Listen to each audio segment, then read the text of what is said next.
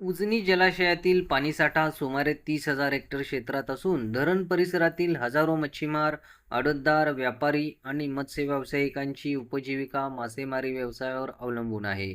त्यामुळे प्रस्तावित सौर ऊर्जा प्रकल्पामुळे मासेमारीसाठी उपलब्ध जागा कमी होऊन हजारो कुटुंबांच्या रोजगारावर परिणाम होण्याची भीती समितीने व्यक्त केली आहे. समितीच्या निवेदनानुसार प्रस्तावित सौर ऊर्जा प्रकल्प सुमारे 14,976 कोटी रुपयांचा आणि 1,000 मेगावॅट क्षमतेचा असल्याचे नमूद करण्यात आले आहे. या प्रकल्पासाठी मोठ्या प्रमाणावर जलाशय क्षेत्र व्यापले जाणार असल्याने पर्यावरणावर तसेच स्थानिक नागरिकांच्या उपजीविकेवर परिणाम होऊ शकतो, असा दावा समितीने केला आहे. प्रस्तावित सौर ऊर्जा प्रकल्प तात्काळ रद्द करावा. मासेमारी ई-टेंडरिंगद्वारे प्रस्तावित खाजगी ठेका रद्द करावा. उजनी जलाशयातील मासेमारी परवाना पासेस पूर्ववत सुरू ठेवावेत. परवाना पासेसची व्यवस्था जलसंपदा विभागाकडून होत नसल्याने मासेमारीचे हक्क मत्स्य विभागाकडे हस्तांतरित करावेत. या सर्व मागण्यांचा गांभीर्याने विचार करून सौर ऊर्जा प्रकल्पाने मासेमारीचा खाजगी ठेका रद्द करावा. काय सांगाल? मी महाराष्ट्र राज्य मच्छीमार संघर्ष कृती समितीचा महाराष्ट्राचा अध्यक्ष आहे आणि आमच्या उजनी धरणावर हा सौर ऊर्जा प्रकल्प जलसंपदा विभागाने राबवलेला आहे 14,976 कोटीचा. आणि दुसरा विषय असा केला की त्यांना मासेमारीचा खाजगी ठेका टेंडर प्रक्रिया चालू केलेली आहे. त्याची उद्या त्याचं बिड ओपनिंग आहे, ही टेंडरिंग. तर आम्हाला आमचा ह्याच्यासाठी संपूर्ण उजनी धरणाच्या परिसरातील अख्ख्या सर्व मच्छीमारांकडून कडकडून विरोध आहे.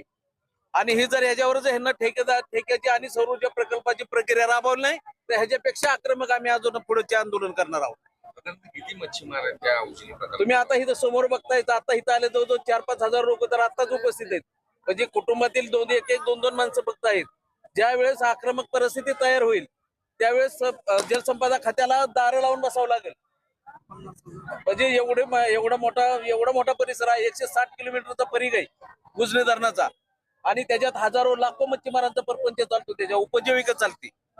आणि 2000 मला वाटतं 30-32 वर्ष झालं ह्या जलसंपदाकडे आपलं उजनी धरणाचं मत्स्य विभागाकडून हस्तांतरण करून घेतलं यांना. बांगलादेशींची घुसखोरी झाली म्हणून तेव्हापासून ह्याच्यात एक मच्छीबीज सोडलं नाही ह्या खात्याकडनं.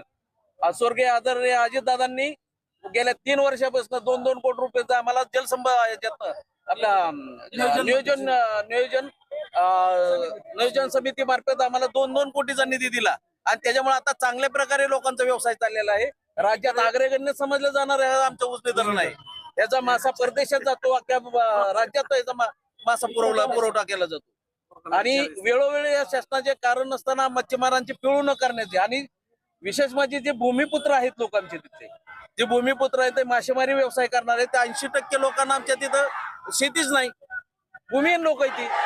आणि मग माशासाठी जर तिथल्या स्थानिक शेतकऱ्यांनी जर मच्छीमारासाठी पाणी साठ्यासाठी जर जमीन संपादन करून दिली असेल तर बाहेरून येणाऱ्या खाजगी भांडवलदाराला त्याचा उपभोग घेण्यासाठी दिला नाही ना. पाण्यासाठी, इंडस्ट्रियल एरियासाठी आणि शेतीसाठी पाणी पुरवठा करायचं त्यांचं काम आहे. त्यांचं बाहेर खाजगी ठेका काढायचं नाही, त्यासाठी सेपरेट मंत्रालय आहे ना. मत्स्य विभाग आमचा सेपरेट आहे. त्यांच्याकडनं काही काढून हे नितेश राणे साहेबांनी काय त्यांच्या अंडरमध्ये येत नाही. जलसंपदा खात्याकडे ही धरण असल्यामुळे त्यांचा ते मत्स्य व्यवसाय खात्याचे मंत्री आहेत. आणि वारंवार आम्ही मागणी केली की मत्स्य विभागाकडे ह्याचं हस्तांतर करा.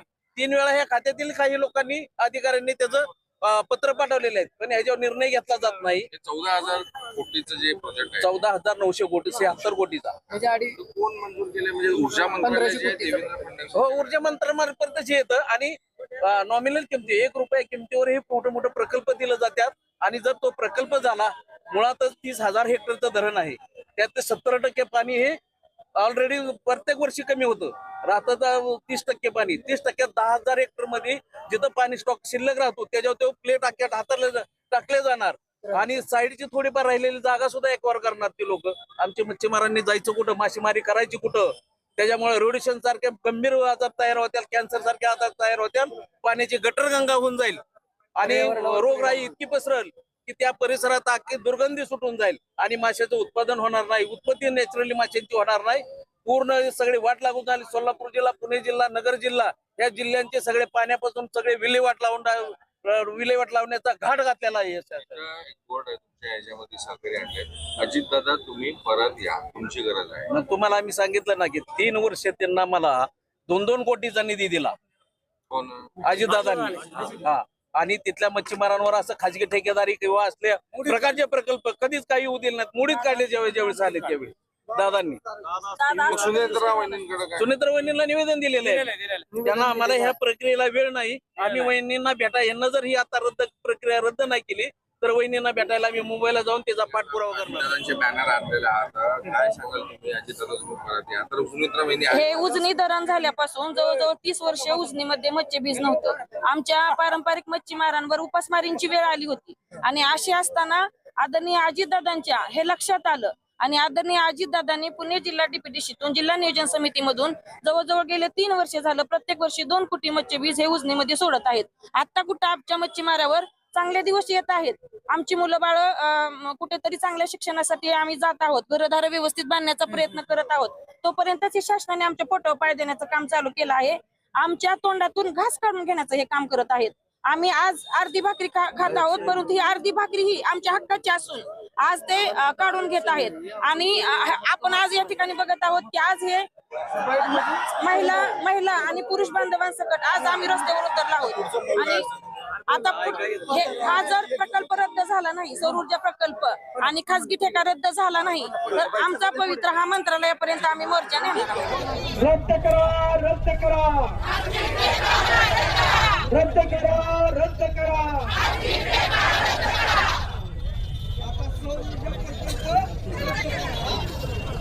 रद्द करा, रद्द करा, रद्द करा, रद्द करा.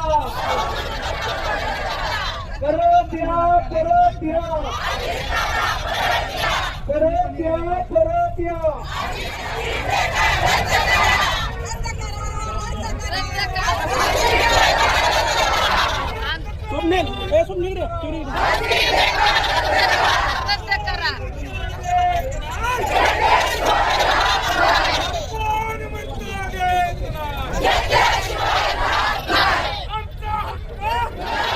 रद्द करा, रद्द करा,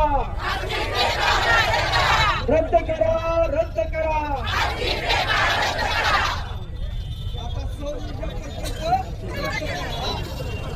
रद्द करा, रद्द करा, रद्द करा, रद्द करा. अशी मागणी महाराष्ट्र राज्य मच्छीमार संघर्ष कृती समितीने प्रशासनाकडे केली आहे.